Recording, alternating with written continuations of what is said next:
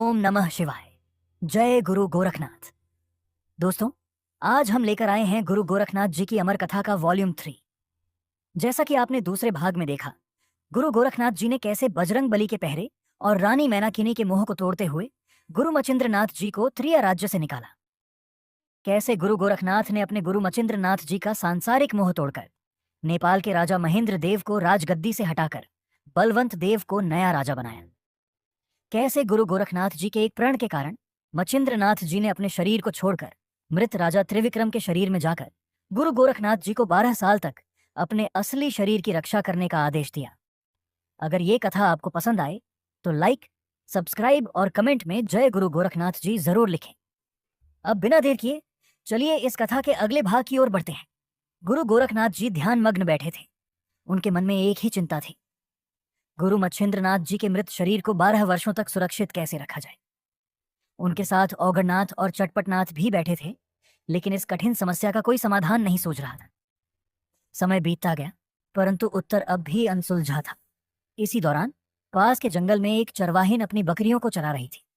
चटपटनाथ की नजर उस पर पड़ी और जैसे ही उन्होंने यह दृश्य देखा, तुरंत गुरु गोरखनाथ जी के पास जाकर बोले, गुरुदेव, वह देखिए, जंगल में एक चरवाहिन बकरियों को चरा रही है। यहाँ के चरवाहों को इस पूरे क्षेत्र का गहरा ज्ञान होता है।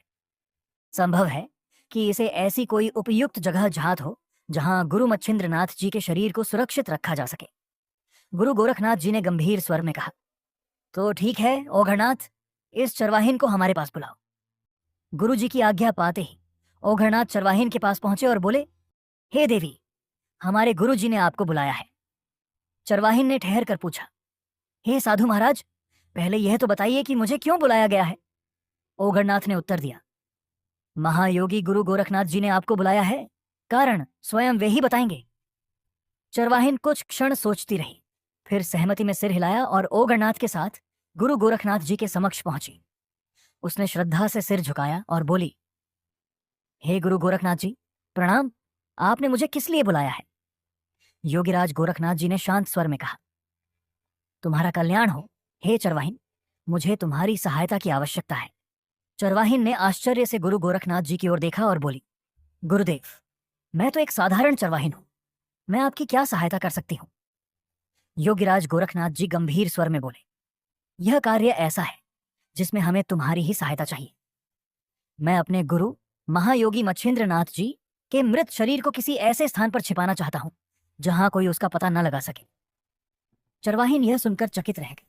उसने जिज्ञासा से पूछा, लेकिन मृत्यु के पश्चात तो अंतिम संस्कार किया जाता है, आप इस शरीर को छिपाना क्यों चाहते हैं। गुरु गोरखनाथ जी ने उसे पूरा रहस्य बता दिया और कहा, मैं उनका अंतिम संस्कार नहीं कर सकता। मुझे केवल इतना बताओ कि क्या इस जंगल में कोई ऐसा स्थान है जहां यह शरीर सुरक्षित रह सके।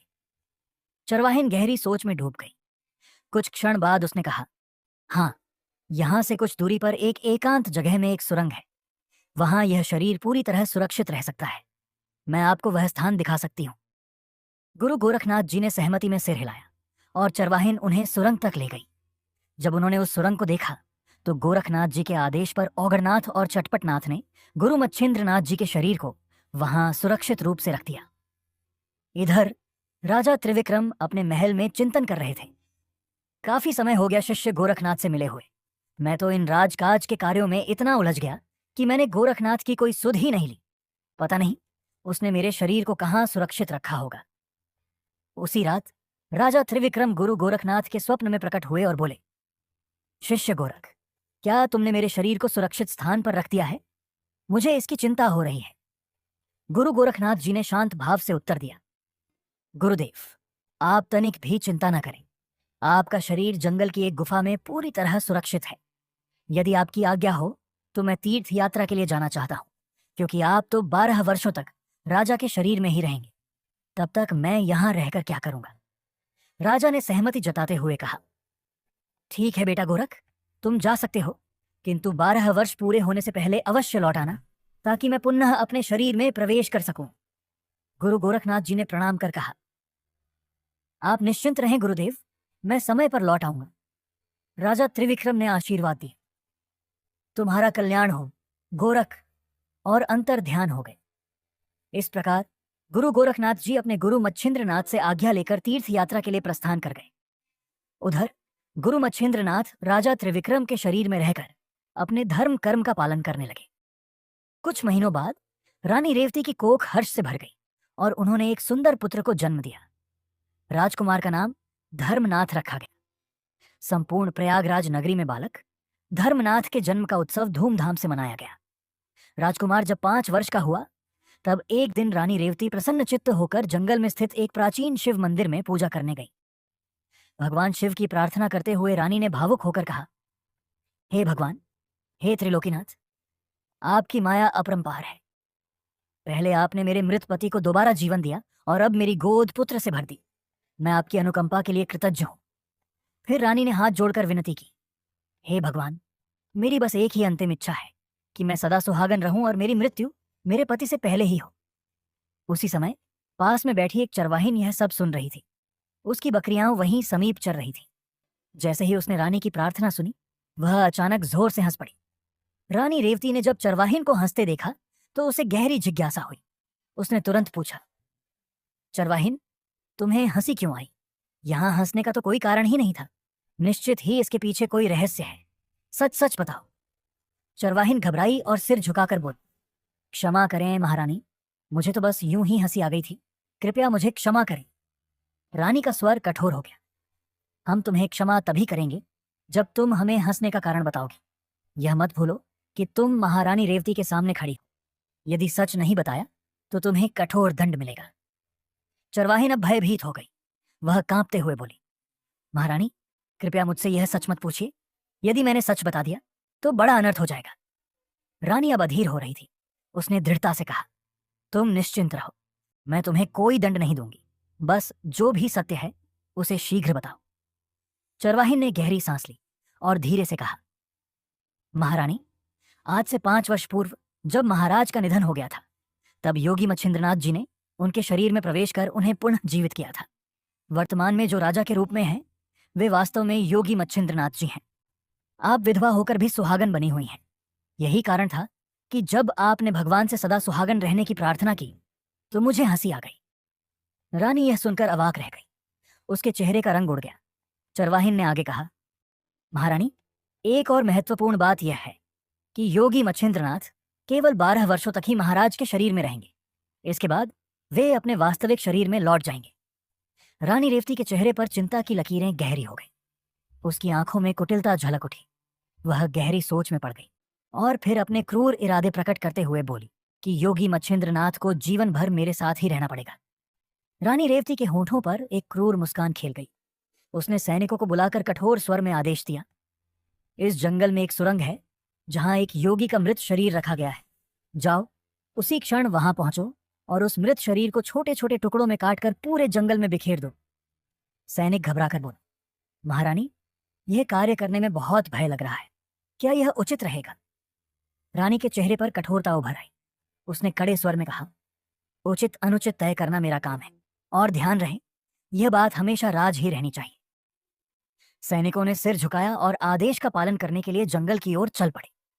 दोस्तों, अगर आपको यह कथा दिलचस्प और प्रेरणादायक लग रही हो तो कृपया एक लाइक, सब्सक्राइब और कमेंट में जय गुरु गोरखनाथ जी जरूर लिखें। आपका एक छोटा सा कदम हमें और भी अद्भुत और सनातनी सत्य कथाएं आपके सामने लाने की प्रेरणा देता है। भगवान शिव कैलाश पर्वत पर ध्यान मग्न थे, परंतु जब उन्होंने देखा कि मच्छिंद्रनाथ जी के शरीर के टुकड़े टुकड़े कर दिए गए हैं तो उनका धैर्य टूट गया। तुरंत उन्होंने यक्षिणी को आदेश दिया, चामुंडा, डंकनियों और शंखनियों को साथ लो और तुरंत जंगल से मच्छिंद्रनाथ जी के शरीर के समस्त टुकड़े एकत्रित कर वीरभद्र को सौंप दो। वीरभद्र से कहना कि ये टुकड़े किसी भी परिस्थिति में किसी को भी न सौंपे जाए। यह महादेव का आदेश है। यक्षिणी ने शीश झुकाया और चामुंडा डंकनियों तथा शंखनियों को लेकर तूफान की गति से जंगल पहुंची।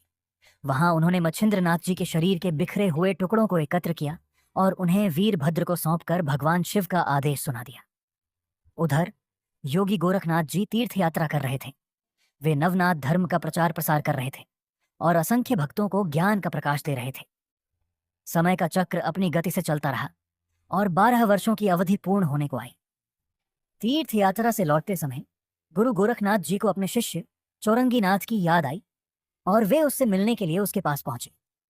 गुफा में प्रवेश करने के बाद गुरु गोरखनाथ जी ने चौरंगी नाथ से भेंट की और बोले, हे शिष्य, अब तुम्हारी तपस्या पूर्ण हो चुकी है और तुम्हारी सभी सिद्धियां सिद्ध हो गई हैं। अब तुम हमारे साथ चलो और नाथ धर्म का प्रचार प्रसार करो। चौरंगी नाथ ने गुरु गोरखनाथ जी को प्रणाम किया और उनके आदेश का पालन करते हुए उनके साथ चल पड़ा। गुरु गोरखनाथ जी अपने शिष्यों औघड़नाथ और छटपटनाथ के साथ प्रयागराज के उन्हीं घने जंगलों में पहुंचे, जहां उन्होंने अपने गुरु मच्छिंद्रनाथ जी के पार्थिव शरीर को सुरक्षित रखा था। गोरखनाथ जी ने आदेश दिया, ओघड़नाथ, चटपटनाथ, गुफा में जाओ और अपने गुरुदेव का शरीर लेकर आओ। अब वह समय आ गया है जब हमारे गुरु अपने वास्तविक स्वरूप में लौटे। दोनों शिष्य शीश झुकाकर गुफा में पहुंचे, किंतु जब उन्होंने हर ओर खोजबीन की तो स्तब्ध रह गए। गुफा में गुरु मच्छिंद्रनाथ जी का शरीर नहीं था। सांसें थामे, दिल की धड़कनें बढ़ाए, वे वापस लौटे और घबराए स्वर में बोले, गुरुदेव, घोर अनर्थ हो गया। गुरु मच्छिंद्रनाथ जी का शरीर गुफा में नहीं है। गोरखनाथ जी के चेहरे पर क्षण भर के लिए आश्चर्य की लहर दौड़ गई। फिर उन्होंने गहरी सांस ली और पूछा, क्या तुमने भली भांति खोज लिया है? हाँ गुरुदेव, चटपटनाथ ने कांपते हुए उत्तर दिया। हमने पूरी गुफा को ध्यानपूर्वक तलाश लिया, किंतु गुरुदेव का शरीर वहां नहीं है। अब गोरखनाथ जी का धैर्य टूटने लगा। उनके नेत्रों में ज्वाला भड़क उठी, स्वर में अद्भुत तेजस्विता थी। क्या तुम जानते हो कि यह तुम क्या कह रहे हो? यदि गुरुदेव का शरीर नहीं मिला तो यह घोर अनर्थ होगा। हम इस सृष्टि के अस्तित्व को मिटा देंगे, लेकिन अपने गुरुदेव को इस प्रकार राजा के शरीर में नहीं रहने देंगे। अचानक वे मौन हो गए। धीरे से बोले, संभवतः उस चरवाहिन को इस विषय में कुछ पता होगा। योगीराज गोरखनाथ अपने शिष्यों के साथ चरवाहिन को खोजने निकल पड़े। पास के जंगल में ही वह अपनी बकरियां चरा रही थी। जैसे ही उसकी नजर गोरखनाथ जी पर पड़ी, उसका दिल जोर जोर से धड़कने लगा। चरवाहिन धीरे धीरे वहां से खिसकने लगी, पर गोरखनाथ जी की पैनी दृष्टि से कुछ भी छिपा न रह सका। उन्होंने ऊंची आवाज में पुकारा, हे चरवाहिन, रुको! तुम हमें देखकर इस तरह भाग क्यों रही हो? क्या तुमने हमें पहचाना नहीं? मैं योगी मच्छिंद्रनाथ का शिष्य गोरखनाथ हूं। चरवाहिन ठिठक गई, उसके कदम कांपने लगे। वह डरते डरते उनके पास आई, झुककर प्रणाम किया और घबराए स्वर में बोली, योगीराज, मुझे जरा जल्दी है, मुझे घर जाना है। गोरखनाथ जी के नेत्रों में क्रोध की ज्वाला भड़क उठी। स्वर में कठोरता भरकर बोले, चरवाहिन, हमारे अलावा केवल तुम्हें ही इस गुप्त रहस्य का ज्ञान था। कहीं तुमने ही तो गुरुदेव के शरीर को... तुम्हारा चेहरा तुम्हारी सच्चाई बयां कर रहा है। सच बताओ, कहाँ है हमारे गुरुदेव का शरीर? चरवाहिन डर के मारे कांपने लगी, पर अपने होंठ भींच कर बोली, मुझे कुछ नहीं मालूम योगीराज, सच कह रही हूं, मुझे कुछ भी नहीं पता। गोरखनाथ जी का क्रोध अब भयंकर रूप ले चुका था। हमें असत्य सुनना पसंद नहीं। यदि तुमने तुरंत सत्य नहीं बताया तो हम तुम्हें इसी समय भस्म कर देंगे। चरवाहिन घबरा गई। वह हड़बड़ाकर गोरखनाथ जी के चरणों में गिर पड़ी और गिड़गिड़ाते हुए बोली, क्षमा करें योगीराज, मुझसे बहुत बड़ा अपराध हो गया। मैं रानी रेवती के क्रोध से भयभीत हो गई थी, इसलिए मुझे उन्हें सब कुछ सच बताना पड़ा। गोरखनाथ जी की आंखों में अग्नि जल उठी। वे गर्जना करते हुए बोले, कर ही दिया ना तुमने अनर्थ। जिस रहस्य को मैंने तुम्हें किसी को भी न बताने के लिए कहा था, वही रहस्य तुमने सबसे पहले रानी रेवती को बता दिया। परिणाम स्वरूप हमारे गुरुदेव का शरीर नष्ट कर दिया गया। चरवाहिन फूट फूट कर रोने लगी, मुझे क्षमा करें योगीराज। रानी रेवती ने योगी मच्छिंद्रनाथ के शरीर के छोटे छोटे टुकड़े करवाकर पूरे जंगल में बिखरवा दिए। यह अपराध क्षमा के योग्य नहीं, लेकिन कृपा करें योगीराज, मुझसे बहुत बड़ी भूल हो गई। गोरखनाथ जी का चेहरा कठोर हो गया। उन्होंने गहरे स्वर में कहा, तुम्हें पता भी है कि तुम्हारी इस छोटी सी भूल ने कितना बड़ा अनर्थ कर दिया। यदि गुरुदेव के शरीर के टुकड़े नहीं मिले तो उन्हें राजा के शरीर में ही रहना पड़ेगा। मेरा मन कर रहा है कि अभी इसी क्षण तुम्हें भस्म कर दूं। चरवाहिन कांप उठी। उसकी आंखों में भय के आंसू छलक आए। वह करुणा भरे स्वर में विनती करने लगी, नहीं नहीं योगीराज, मुझे क्षमा करें। हे योगीराज, क्षमा तो आप जैसे महान संतों का गहना है। यदि मैं रानी रेवती को यह रहस्य नहीं बताती तो वह मुझे मृत्यु दंड दे देती। मैं विवश थी योगीराज, कृपा करें। गोरखनाथ जी कुछ क्षण मौन रहे। उनकी आंखें गहरी सोच में डूब गईं। फिर उन्होंने लंबी सांस ली और बोले, तुम्हारा अपराध क्षमा के योग्य नहीं है, फिर भी हम तुम्हें इसलिए क्षमा कर रहे हैं क्योंकि तुम एक स्त्री हो और भयवश तुमसे यह भूल हुई। किंतु ध्यान रखना, भय कभी भी सत्य से बड़ा नहीं होता। अब जाओ, हमारी दृष्टि से दूर हो जाओ। चरवाहिन भयभीत होकर रोती हुई वहां से चली गई। जैसे ही वह आंखों से ओझल हुई, औगरनाथ ने चिंतित स्वर में कहा, हे गुरुदेव, अब हमें बिना विलंब किए गुरुदेव के शरीर के टुकड़ों की खोज करनी चाहिए। अधिक देर करना हमारे लिए हानिकारक हो सकता है। गोरखनाथ जी ने गंभीरता से सिर हिलाया और बोले, शायद तुम ठीक कहते हो। चलो, अब हमें उन टुकड़ों को ढूंढना होगा, किसी भी कीमत पर। गुरु गोरखनाथ अपने शिष्यों के साथ जंगल में भटकते हुए अपने गुरुदेव मच्छिंद्रनाथ जी के शरीर के टुकड़ों को खोज रहे थे। घना जंगल, भयावह अंधकार और हर दिशा में सन्नाटा पसरा हुआ था। अचानक एक भयानक आवाज गूंजी, रुक जाओ गोरखनाथ, एक कदम भी आगे मत बढ़ाना। गुरु गोरखनाथ पहले से ही क्रोध में थे। इस गर्जना को सुनकर उनका गुस्सा और भड़क उठा। उन्होंने सिंह की भांति गरजते हुए उत्तर दिया, आज तक इस सृष्टि में कोई ऐसा जन्मा नहीं जो गोरखनाथ के बढ़ते कदमों को रोक सके। अगले ही क्षण वही भयानक आवाज और अधिक तीव्रता से गूंजी, मैं तुम्हें पुनः चेतावनी देती हूं, रुक जाओ। यदि एक और कदम आगे बढ़ाया तो मैं तुम्हें मृत्यु के घाट उतार दूंगी। गोरखनाथ जी ने चुनौती भरे स्वर में कहा, यदि तुम्हें इतना ही साहस है तो अपनी मायावी शक्तियों को समेटकर हमारे समक्ष आओ, तभी पता चलेगा कि कौन किस पर भारी पड़ता है। आवाज ने क्रोधित होकर कहा, तो ठीक है गोरखनाथ, अब मैं आ रही हूं तुम्हारी मृत्यु बनकर। अगले ही क्षण चारों ओर काली घटाएं छा गई। पूरा जंगल कंपायमान हो उठा। भयंकर बिजली कौंधी और घनघोर गर्जना के साथ मां काली प्रकट हुई। उनका विकराल रूप देखकर पूरा वातावरण भय से कांप उठा। उनके हाथों में रक्त से सना खड्ग था, गले में नरमुंडों की माला झूल रही थी और उनके नेत्र क्रोध से अग्नि बरसा रहे थे। मां काली को देखते ही गुरु गोरखनाथ जी का क्रोध शांत हो गया। वे तुरंत श्रद्धा से झुके और आदरपूर्वक बोले, मां काली प्रणाम, आप मुझ पर इस प्रकार क्रोधित क्यों हैं? कृपया इसका कारण बताइए। मां काली का स्वर गगन भेदी था। वे प्रचंड गर्जना करते हुए बोली, जो कोई भी मेरे क्षेत्र या मेरे मंदिर में प्रवेश करता है, उसे पहले मुझे प्रसन्न करने के लिए एक मनुष्य की बलि देनी होती है। यदि कोई ऐसा नहीं करता तो मैं स्वयं उसके शरीर के छोटे छोटे टुकड़े कर उसकी बलि ले लेती हूं। गुरु गोरखनाथ की आंखों में जरा भी भय नहीं था। गुरु गोरखनाथ मां काली के प्रचंड क्रोध के आगे भी अडिग खड़े थे। उनकी वाणी में न डर था न संशय, बस आत्मबल की अद्भुत दृढ़ता थी। उन्होंने मां काली को निडर होकर उत्तर दिया, माता, इस प्रकार निर्दोष प्राणियों की बलि लेना उचित नहीं है, और फिर हम साधु संतों पर आपके ये नियम लागू नहीं होते। मां काली की ज्वालामयी आंखें और अधिक धधक उठीं। वे गंभीर स्वर में गरजी, गोरखनाथ, किस पर कौन से नियम लागू होते हैं, यह निर्धारित करना हमारा कार्य है। तुम इस समय मेरे अधिकार क्षेत्र में खड़े हो। मैं तुम्हें एक अंतिम अवसर देती हूं। यदि अपने प्राणों की रक्षा चाहते हो तो तुरंत अपने किसी एक शिष्य की बलि मुझे अर्पित करो, जिससे मेरा क्रोध शांत हो सके। गोरखनाथ जी की भौहें तन गई। वे अडिग स्वर में बोले, नहीं माता, नहीं। अपने शिष्यों और भक्तों की रक्षा करना ही मेरा परम धर्म है। मैं अपने प्राणों की रक्षा के लिए अपने किसी भी शिष्य की बलि नहीं दूंगा। आप जो करना चाहें करें, परंतु मैं अधर्म का साथ नहीं दूंगा। मां काली ने भयंकर अट्टहास किया। चारों दिशाएं उनके रौद्र रूप से कंपायमान हो उठी। उनकी गर्जना से समस्त जंगल कांप उठा। वृक्ष जड़ से उखड़ने लगे और आकाश में घनघोर अंधकार छा गया। वे प्रचंड क्रोध में गरजी, गोरखनाथ, लगता है तुम्हें मेरी शक्तियों का आभास नहीं है। मैंने चंडमुंड और रक्त बीज जैसे महाशक्तिशाली दैत्यों का संहार किया है। उनके सिर धड़ से अलग कर उनके रक्त से अपनी जिह्वा तृप्त की है। जब मैं अपने उग्र रूप में आती हूं तो इस सृष्टि में कोई भी देवता, दानव, मानव, यहां तक कि स्वयं ब्रह्मा, विष्णु और महेश भी मेरा सामना नहीं कर सकते। और तुम तो मात्र एक साधारण योगी हो।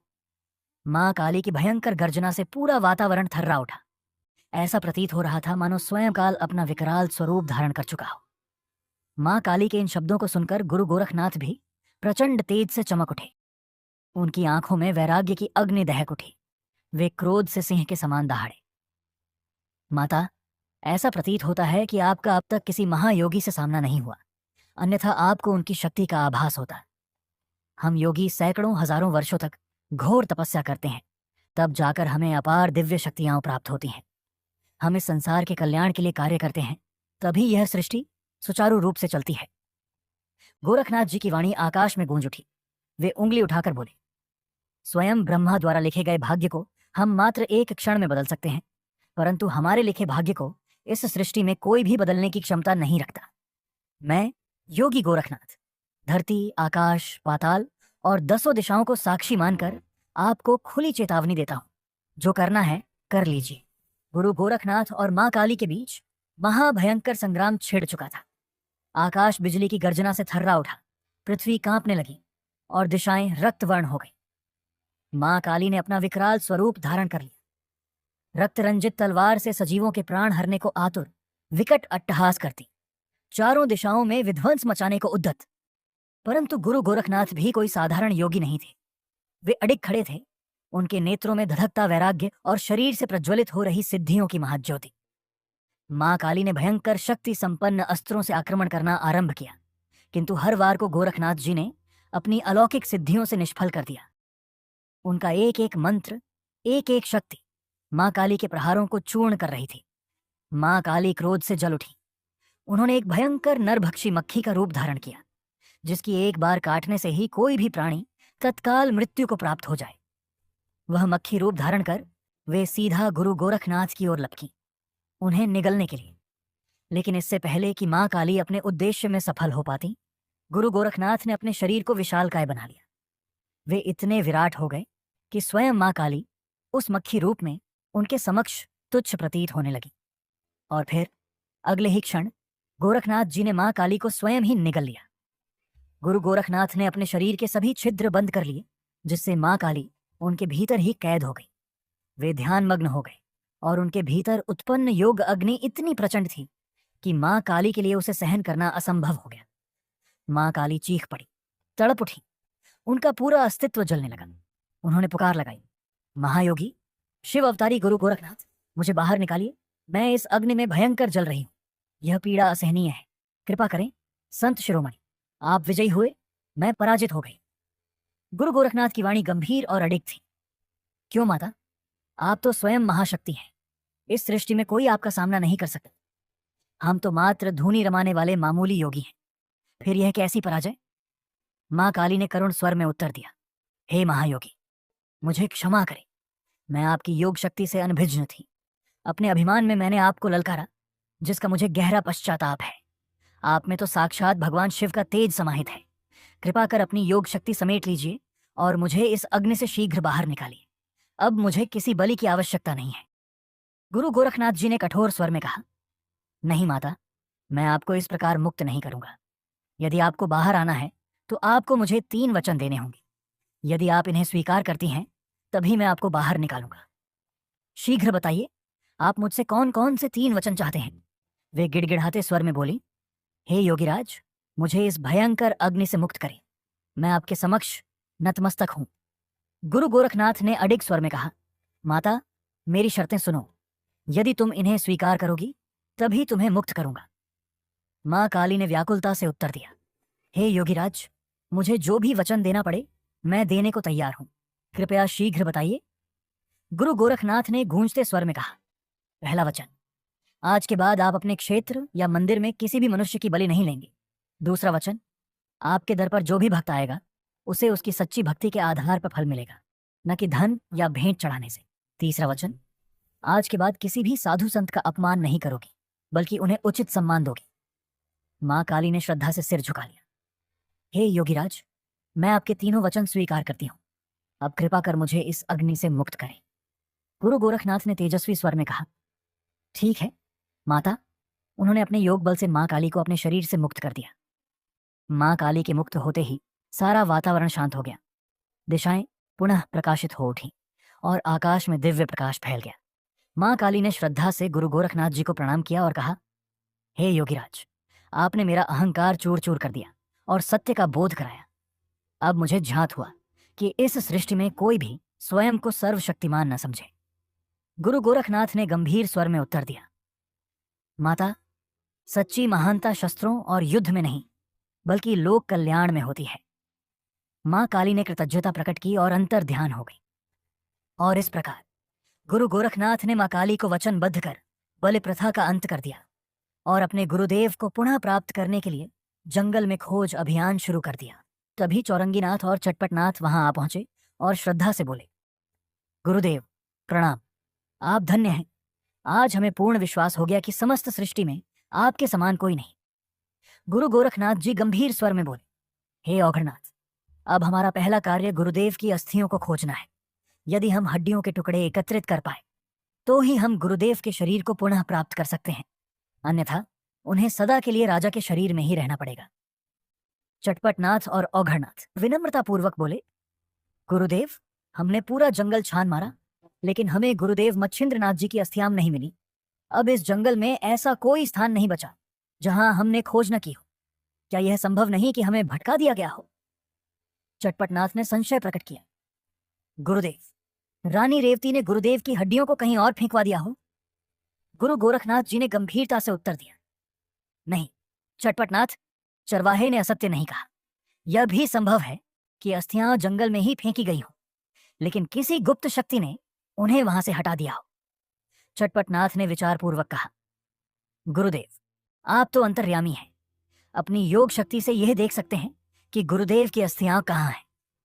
गुरु गोरखनाथ जी ने गहरी सांस लेते हुए कहा, हमने कई बार प्रयास किया, किंतु हमारी योग शक्ति भी अस्थियों का ठिकाना नहीं जान पा रही है। जब भी हम ध्यान लगाते हैं, हमारी शक्ति कैलाश पर्वत पर जाकर ठहर जाती है, किंतु इस समय भगवान शिव समाधि में लीन है। हम यह नहीं चाहते कि हमारी खोज उनके तप में बाधा बने। औघड़नाथ चिंतित स्वर में बोले, लेकिन गुरुदेव, यह कैसे संभव है?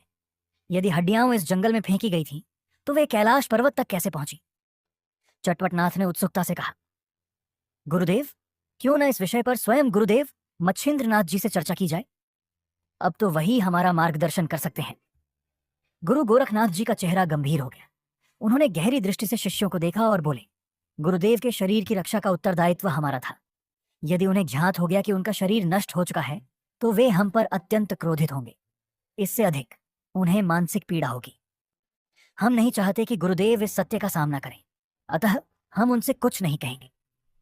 दोस्तों, अगर आपको यह कथा दिलचस्प और प्रेरणादायक लग रही हो तो कृपया एक लाइक, सब्सक्राइब और कमेंट में जय गुरु गोरखनाथ जी जरूर लिखें। आपका एक छोटा सा कदम हमें और भी अद्भुत और सनातनी सत्य कथाएं आपके सामने लाने की प्रेरणा देता है। सूर्यदेव हमारी इस समस्या का समाधान अवश्य कर सकते हैं। इस पृथ्वीलोक पर चाहे कोई भी घटना कितनी ही गुप्त रूप से क्यों न घटी हो, सूर्यदेव उसके प्रत्यक्षदर्शी अवश्य होते हैं। वे सृष्टि की आंखें हैं और इस संसार में होने वाली प्रत्येक घटना को स्पष्ट रूप से देखते हैं। यह कहते ही गुरु गोरखनाथ जी ध्यान मुद्रा में बैठे और उच्च स्वर में पुकारा, हे सूर्यदेव, हमारे समक्ष प्रकट होने का कष्ट करें, शीघ्र हमारे समक्ष उपस्थित हों। अचानक पूरा वातावरण तेजस्वी आभा से भर गया। क्षण भर में स्वर्णिम प्रभा से घिरे सूर्यदेव प्रकट हुए और श्रद्धा से नतमस्तक होकर बोले, हे शिवावतारी गुरु गोरखनाथ जी, सूर्यदेव का प्रणाम स्वीकार करें। गुरु गोरखनाथ जी ने आशीर्वाद देते हुए कहा, सूर्यदेव, तुम्हारा कल्याण हो। युगों युगों तक तुम्हारा तेज इसी प्रकार पृथ्वी को प्रकाशमान करता रहे। सूर्यदेव बोले, योगीराज, आप व्यर्थ ही इस जंगल में गुरु मच्छिंद्रनाथ जी की अस्थियों को खोज रहे हैं। वे अस्थियां तो कैलाश पर्वत पर वीरभद्र के पास सुरक्षित हैं। गुरु गोरखनाथ जी के नेत्रों में आश्चर्य झलक उठा। वीरभद्र के पास? लेकिन यह कैसे संभव हुआ? सूर्यदेव ने विस्तार से बताया, जब उन हड्डियों को जंगल में फेंका गया तब भगवान शिव को अत्यंत पीड़ा हुई। उन्होंने तुरंत आदेश दिया कि उन अस्थियों को सुरक्षित रखने के लिए कैलाश पर्वत ले जाया जाए। इस कार्य के लिए उन्होंने वीरभद्र को चुना और हड्डियों को उन्हें सौंप दिया ताकि समय आने पर वे आपको लौट आई जा सके। गुरु गोरखनाथ जी यह सुनकर हल्की मुस्कान के साथ बोले, सूर्यदेव, यह जानकर हमारी सभी चिंताएं समाप्त हो गईं कि हड्डियां वीरभद्र के पास सुरक्षित हैं। परंतु सूर्यदेव ने गहरी गंभीरता से कहा, योगीराज, आपकी चिंताएं समाप्त नहीं बल्कि अब और बढ़ जानी चाहिए, क्योंकि वीरभद्र अब वह हड्डियां लौटाने के लिए तैयार नहीं होंगे। गुरु गोरखनाथ जी यह सुनकर चौंक उठे। तुम्हारा अभिप्राय क्या है सूर्यदेव? सूर्यदेव बोले, नाथ शिरोमणि, वर्षों पूर्व एक युद्ध में गुरु मच्छिंद्रनाथ जी ने वीरभद्र और देवताओं की सेना को बुरी तरह पराजित किया था। उसी दिन से वीरभद्र प्रतिशोध की ज्वाला में जल रहे हैं। अब जब स्वयं भगवान शिव ने उन्हें यह अवसर प्रदान कर दिया तो वे इसका लाभ अवश्य उठाएंगे। गुरु गोरखनाथ जी के नेत्रों में अग्नि जल उठी। उनका स्वर वज्र के समान कठोर हो गया। वीरभद्र की यह इच्छा हम कभी पूर्ण नहीं होने देंगे। गुरु मच्छिंद्रनाथ जी अपने शरीर में पुनः प्रवेश करके ही रहेंगे।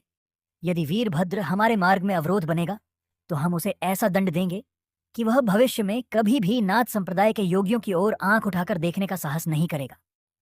सूर्यदेव बोले, योगीराज, मैं आपसे क्षमा चाहता हूं, किंतु आप वीरभद्र को हल्के में न लें। जब वे मच्छिंद्रनाथ जी से पराजित हुए थे तब वे इतने शक्तिशाली नहीं थे, परंतु अब वर्षों के कठोर तप से उन्होंने अपार शक्तियां प्राप्त कर ली हैं। उनके समक्ष देवताओं का भी टेक पाना असंभव है। गुरु गोरखनाथ जी की दृष्टि स्थिर रही। वे निडर स्वर में बोले, सूर्यदेव, ऐसा प्रतीत होता है कि तुम वीरभद्र की शक्तियों का बखान कर हमें भयभीत करना चाहते हो। सूर्यदेव विनम्रता से बोले, नहीं योगीराज, मैंने तो मात्र आपको सत्य से अवगत कराने का प्रयास किया है। अब मुझे आज्ञा दें। प्रणाम। यह कहकर सूर्यदेव अंतर्धान हो गए। गुरु गोरखनाथ जी कुछ समय सोचते रहे और अचानक वे एक हुंकार भर के आकाश मार्ग से कैलाश पर्वत की ओर चल पड़े। जैसे ही वे वहां पहुंचे, उन्होंने आकाश में खड़े होकर चारों ओर दृष्टि दौड़ाई और वीरभद्र को पुकारने लगे। कुछ ही क्षणों में वीरभद्र प्रकट हुए और ठहाका मारकर हंसने लगे। गुरु गोरखनाथ जी ने एक लंबी सांस ली और शांतिपूर्वक उनसे आग्रह किया, वीरभद्र, हम यहां किसी युद्ध के उद्देश्य से नहीं आए हैं। कृपया गुरु मच्छिंद्रनाथ जी की हड्डियां हमें लौटा दो। यह भगवान शिव का आदेश था कि वे अस्थियां सुरक्षित रखी जाए और समय आने पर हमें सौंप दी जाए। किंतु अहंकार से भरे वीरभद्र व्यंग्यपूर्ण स्वर में बोले, गोरखनाथ, इस दिन का मैं बीते 12 वर्षों से इंतजार कर रहा था। तुम्हारे गुरु मच्छिंद्रनाथ ने वर्षों पहले मेरी जो दुर्गति की थी उसे मैं आज तक नहीं भूल पाया हूं। उसी दिन मैंने प्रण किया था कि एक न एक दिन मैं इस अपमान का प्रतिशोध अवश्य लूंगा, और देखो आज वह शुभ दिन आ ही गया। गुरु गोरखनाथ जी गंभीर स्वर में बोले, वीरभद्र, भगवान शिव ने तुम्हें ये हड्डियां इसलिए सौंपी थी कि तुम उन्हें 12 वर्षों तक सुरक्षित रख सको और उचित समय पर हमें लौटा दो, परंतु अब तुम इन्हें अपना अवसर मानकर भगवान शिव के आदेश की अवहेलना कर रहे हो। वीरभद्र ने व्यंग्यपूर्वक उत्तर दिया, भोलेनाथ तो अनंत काल के लिए समाधि में लीन हो चुके हैं। अब हमारे लिए इससे अच्छा अवसर और क्या होगा। वीरभद्र का क्रोध चरम पर पहुंच गया। उन्होंने गरज कर कहा, यदि तुम्हें अपने गुरु की हड्डियां चाहिए तो पहले मुझे युद्ध में पराजित करना होगा। गोरखनाथ, तुम्हारी मेरे हाथों मृत्यु निश्चित है। इतना कहकर वीरभद्र अदृश्य हो गए और उन्होंने यक्षों, चामुंडाओं, डाकिनियों और शाकिनियों की एक भयंकर सेना को गुरु गोरखनाथ जी का अंत करने के लिए भेज दिया। जब वह भयंकर सेना गोरखनाथ जी के समक्ष पहुंची तो वे भयानक और डरावनी आवाजें निकालकर उन्हें भयभीत करने लगी, परंतु गुरु गोरखनाथ जी अडिग और अचल खड़े रहे। तभी सेना में से एक यक्ष ने व्यंग्यपूर्ण स्वर में कहा, योगी गोरखनाथ, तुम्हारे समक्ष स्वयं तुम्हारी मृत्यु खड़ी है। गुरु गोरखनाथ जी शांत भाव से बोले, तुम सभी शिवगणों में शामिल हो, इसलिए हम तुम्हारा सम्मान करते हैं और तुम्हें एक अवसर प्रदान करते हैं। यदि अपना कल्याण चाहते हो तो यहां से चले जाओ और मेरे कार्य में बाधा मत उत्पन्न करो। तभी एक अन्य यक्ष ठहाका मारकर बोला, तुम हमारा सम्मान इसलिए नहीं कर रहे क्योंकि हम शिवगण हैं, बल्कि इसलिए क्योंकि तुम हमसे भयभीत हो। एक डाकिनी क्रोधित होकर चिल्लाई, इस दुष्ट की बोटी बोटी काट कर इसका अंत कर दो। यह सुनकर गुरु गोरखनाथ जी क्रोधित हो उठे। उन्होंने अपने दिव्य मंत्रों का उच्चारण किया, जिससे पूरी सेना भयंकर अग्नि में जलने लगी और देखते ही देखते समस्त यक्ष, डाकिनियां एवं अन्य राक्षसी शक्तियां वहां से भाग गए। अब वीरभद्र स्वयं युद्ध भूमि में उतर आया। उसने गुरु गोरखनाथ को हराने के लिए अपनी समस्त शक्तियां झोंक रहा था, परंतु वह गुरु गोरखनाथ जी को पराजित करने में असमर्थ हो रहा था। युद्ध भयंकर रूप धारण कर चुका था। उसने अपने सभी अस्त्र शस्त्र, सभी सिद्धियां योग विद्याएं और सभी प्रकार की मायावी शक्तियों का प्रयोग गुरु गोरखनाथ जी पर किए, परंतु योगी राज ने सभी शक्तियों को विफल कर दिया, जिससे वह अत्यधिक क्रोधित हो रहा था। अंततः गुरु गोरखनाथ जी ने कहा, अब तुम्हारा अंत आ चुका है, और गुरु गोरखनाथ जी ने अपना त्रिशूल उठाकर वीरभद्र पर प्रहार किया। तो भयभीत होकर वीरभद्र दौड़ता हुआ भगवान भोलेनाथ के चरणों में गिर पड़ा और विनती करने लगा, हे भोलेनाथ, कृपया मुझे गोरखनाथ से बचाइए। भगवान शिव समाधि से जागे और क्रोधित होकर वीरभद्र को देखने लगे। तभी वीरभद्र को अपनी भूल का एहसास हुआ कि उसने भगवान शिव के आदेश की अवहेलना कर दी थी। इसी बीच गुरु गोरखनाथ जी भी वहां आ पहुंचे और भगवान शिव को प्रणाम किया। भगवान शिव ने गुरु गोरखनाथ जी से इस युद्ध का कारण पूछा। गुरु गोरखनाथ जी ने हाथ जोड़कर उत्तर दिया, भगवान, वीरभद्र ने गुरु मच्छिंद्रनाथ जी की हड्डियां मुझे सौंपने से इनकार कर दिया और अपने अहंकार में मुझ पर आक्रमण कर दिया। इसी कारण यह युद्ध हुआ। भगवान शिव गंभीर स्वर में बोले, लेकिन गोरखनाथ, इस सबसे पहले तुम मुझसे अनुरोध भी कर सकते थे। क्या तुम्हें इसकी आवश्यकता नहीं लगी? गुरु गोरखनाथ जी विनम्रता से बोले, हे भोलेनाथ, मैं नहीं चाहता था कि मेरे कारण आपकी समाधि में किसी प्रकार का विघ्न उत्पन्न हो। फिर भी यदि आपको लगता है कि मैंने कोई भूल की है तो मैं आपसे क्षमा चाहता हूं और प्रायश्चित करने के लिए भी तैयार हूं। भगवान शिव ने मुस्कुराते हुए कहा, नहीं गोरखनाथ, यह शायद मेरी ही भूल थी जो मैंने गुरु मच्छिंद्रनाथ जी की हड्डियां इस अहंकारी वीरभद्र को सौंप दी। दोस्तों, कथा थोड़ी लंबी होती जा रही है, तो हम इसे ज्यादा खींचे बिना यहीं पर विराम लेते हैं। पर आप चिंतित न हो, क्योंकि कथा का चौथा भाग जल्द ही इस सप्ताह में हम आपके सामने पेश करेंगे। तो हम आपसे बस एक छोटा सा निवेदन करते हैं, कृपया एक लाइक, सब्सक्राइब और कमेंट में जय गुरु गोरखनाथ जी जरूर लिखें। आपके आशीर्वाद से हमें और भी बेहतरीन वीडियो लाने की प्रेरणा मिलती है, जिससे हम ज्यादा से ज्यादा लोगों तक अपने सनातनी धर्म का प्रचार कर सकें। जय गुरु गोरखनाथ।